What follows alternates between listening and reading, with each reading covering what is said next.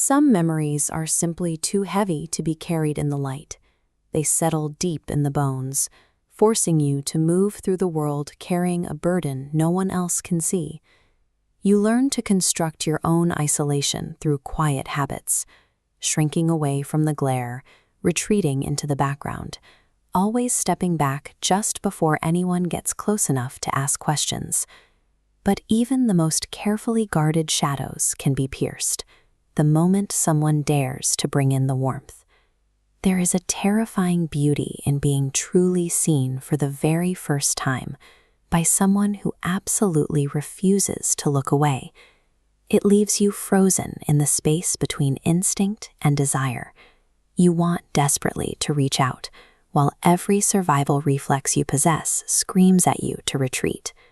Then he steps into the frame, and the solitary world you fought so hard to protect begins to slip from your grasp.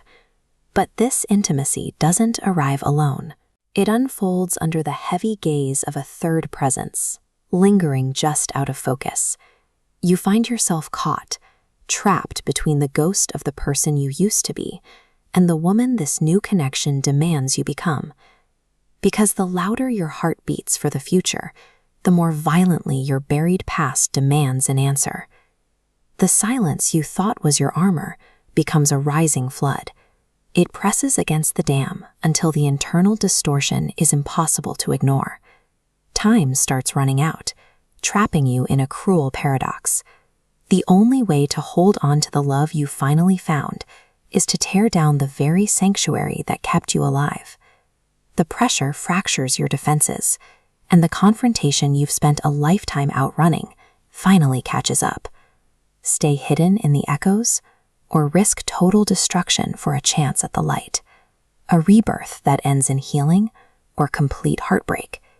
Experience the collision of love and memory in El Eco de Pia by Lermite Ramon Diaz Salazar.